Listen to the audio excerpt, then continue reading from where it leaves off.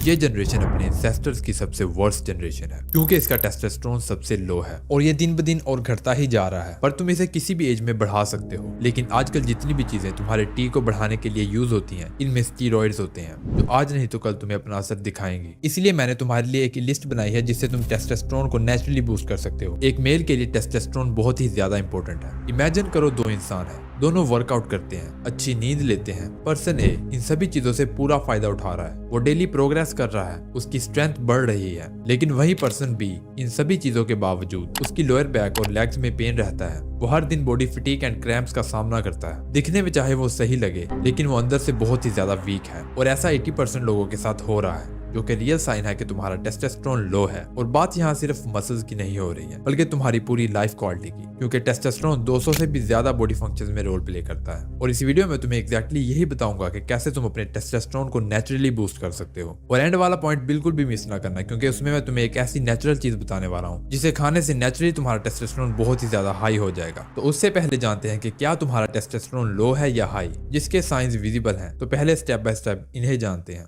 Sign number 1, erectile dysfunction and low morning wood. अगर तुम्हें morning would नहीं होता है या होता भी है तो बहुत वीक होता है, तो ये क्लियर साइन है कि तुम्हारा टेस्टोस्टेरोन लो है। पहले जानते हैं कि इरेक्शन होता कैसे है। तुम्हारे प्राइवेट पार्ट के अराउंड वेन्स होती हैं। जब इन वेन्स में ब्लड सर्कुलेट होता है तो तुम्हें इरेक्शन होता है। अब सुबह के वक्त तुम्हारा टेस्टोस्टेरोन सबसे ज्यादा हाई होता है, इसलिए तुम हाई इरेक्शंस फील करते हो, जो कि इंडिकेट करता है कि तुम्हारा ब्लड फ्लो हाई है और तुम्हारा टेस्टोस्टेरोन हाई है। अगर तुम्हें मॉर्निंग इरेक्शंस नहीं होते हैं, इसका मतलब है कि तुम्हारा ब्लड सर्कुलेशन और नर्व सेंसिटिविटी वीक है और तुम्हारा टेस्टोस्टेरोन स्ट्रेस वगैरह की वजह से रिलीज नहीं हो पा रहा। वर्स कंडीशन क्या हो सकती है?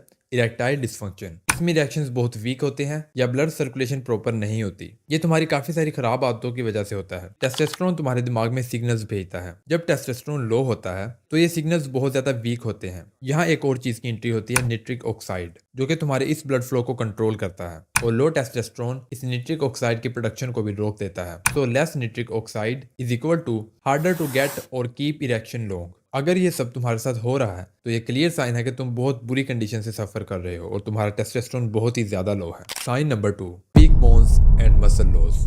लो टेस्टोस्टेरोन वाले इंसान की हड्डियां वीक होती हैं और मसल्स अंदर को चिपके होते हैं। इससे पहले तुम अपने जेनेटिक्स को बुरा भला कहो, ये जान लो कि अगर तुम्हारी उम्र 35 से 40 साल से कम है और तुम्हारी बॉडी दिखने के साथ साथ इतनी वीक है कि तुम नॉर्मल टास्क भी बहुत मुश्किल से परफॉर्म कर पाते हो, तो ये क्लियर साइन है कि तुम्हारा टेस्टोस्टेरोन बहुत ही ज्यादा वीक है। एक सर्टेन एज के बाद वीकनेस फील करना एक नेचुरल प्रोसेस है। इस उम्र से पहले तुम जितना भी चाहो अपने आप को स्ट्रॉन्ग बना सकते हो, पर उसके लिए तुम कोई एक्शन ही नहीं लेते, उल्टा अपने टेस्टोस्टेरोन को दिन ब दिन घटाते जा रहे हो। इसलिए आज बॉडी फटीग, क्रैम्प्स का पड़ना, बोन्स और मसल्स का वीक होना, इन सभी चीजों को आम समझा जा रहा है। तो एक्सक्यूज बनाना बंद करो, इस चीज को एक्सेप्ट करो। Sign number 3, chest fat and belly fat. अगर तुम्हारे चेस्ट के राउंड और बेली के राउंड एक्सेसिव फैट जमा हो रखी है तो ये क्लियर साइन हो सकता है कि तुम्हारा टेस्टोस्टेरोन लो है, क्योंकि फैट प्रोड्यूस करता है अरोमाटेज को और अरोमाटेज टेस्टोस्टेरोन को एस्ट्रोजन में कन्वर्ट करता है। और तुम्हें तो पता है एस्ट्रोजन एक गर्ल्स हार्मोन्स है जो कि मर्द के लिए अच्छा नहीं है। अगर एस्ट्रोजन तुम्हारी बॉडी में बहुत ज्यादा बढ़ जाएगा तो तुम्हारी चेस्ट के अराउंड बहुत ही ज्यादा फैट बढ़ने लग जाएगा, जिसकी वजह से तुम्हारी पफी चेस्ट होती जा रही है। जिन लोगों में टेस्टोस्टेरोन हाई होता है उनकी बॉडी फैट को बहुत जल्दी बर्न करती है और मसल्स को विजिबल करती है। अगर तुम्हारी बॉडी में ओवर कंट्रोल्ड फैट जमा होता जा रहा है तो भाई इस चीज को पहले ठीक करो।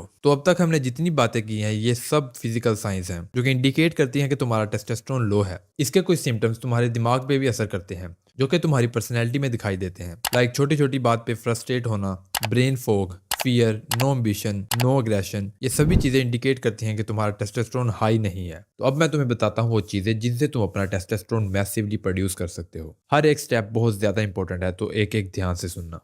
नंबर 1, हमारी बॉडी के 90% फंक्शंस तुम्हारे सोने के दौरान होते हैं। तुम्हारी मसल्स रिकवरी, ग्रोथ हार्मोन, सबसे इंपॉर्टेंट टेस्टोस्टेरोन। स्लीप और टेस्टोस्टेरोन एक साइकिल में काम करते हैं। अगर तुम्हारा टेस्टोस्टेरोन लो होगा तो तुम्हारी स्लीप क्वालिटी डिस्टर्ब होगी, और अगर तुम सोओगे ही नहीं तो तुम्हारी बॉडी टेस्टोस्टेरोन कैसे प्रोड्यूस करेगी। तो तुम्हें अपनी स्लीप क्वालिटी को बेहतर करना है, जिसे बेहतर करने के लिए मेलाटोनिन तुम्हारी हेल्प करेगा, जो कि रिलीज होता है डार्कनेस में। अगर तुम रात तक ब्लू लाइट यानी कि मोबाइल यूज करते हो तो ये कहना गलत नहीं है कि मोबाइल फोन इनडायरेक्टली तुम्हारे टेस्टोस्टेरोन को किल कर रहा है। तो अगर तुम अपने टेस्टोस्टेरोन को नेचुरली और फ्री में बूस्ट करना चाहते हो तो 7 से 8 घंटे की नींद पूरी लो। और नींद को बेहतर लेने के लिए तुम्हें अपने मोबाइल को स्विच ऑफ करना होगा और सोने से पहले इसे कहीं दूर रख दो और फिर अपने बिस्तर में लेट जाओ। कुछ ही दिनों में तुम्हारी स्लीप क्वालिटी बेहतर हो जाएगी और तुम्हारा टेस्टोस्टेरोन भी नेचुरली प्रोड्यूस होने लगेगा। Number 2, Kegel exercise.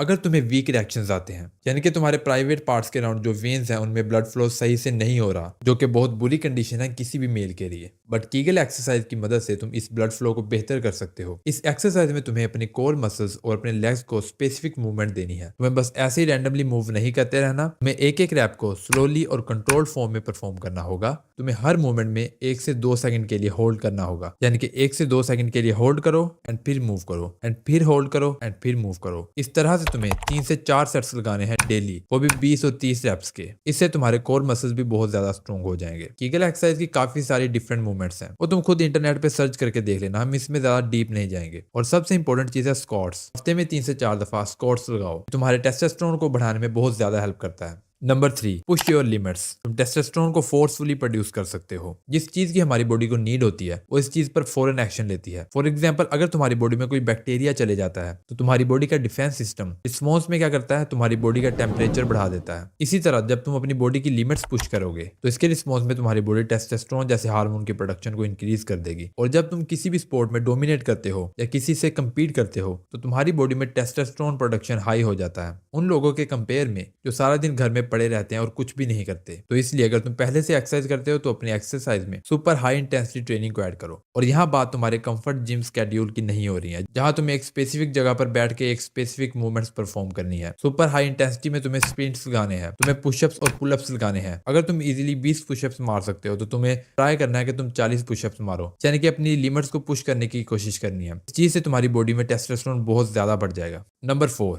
न्यूट्रिशन। भाई, न्यूट्रिशन सबसे इंपॉर्टेंट चीज है जिसे आज हम लोग निगलेक्ट कर रहे हैं। मैंने इस वीडियो में बहुत अच्छे से एक्सप्लेन किया है तुम्हें कौन कौन से न्यूट्रिएंट्स चाहिए और कितनी डेली रिक्वायरमेंट्स पूरी करनी है। तो इस वीडियो को खत्म हो गए तुम वो देख लेना। और हाँ, मुझे बहुत सारे कमेंट्स आए थे कि भाई मैं वेजिटेरियन हूँ और मुझे वेजिटेरियन डाइट बताओ। तो मेरे भाई, सच्चाई ये है कि वेजिटेरियन डाइट से प्रोटीन लेना बहुत ही मुश्किल है। अगर कोई नेचुरल सोर्स है भी तो वो तुम्हें डाइजेशन इशू बहुत ज्यादा दे सकते हैं, इसलिए मैं डायरेक्टली कोई चीज नहीं बताता। इस सूरत में तुम ज्यादा से ज्यादा एग्स खा सकते हो और दूध पी सकते हो और सप्लीमेंट्स ले सकते हो।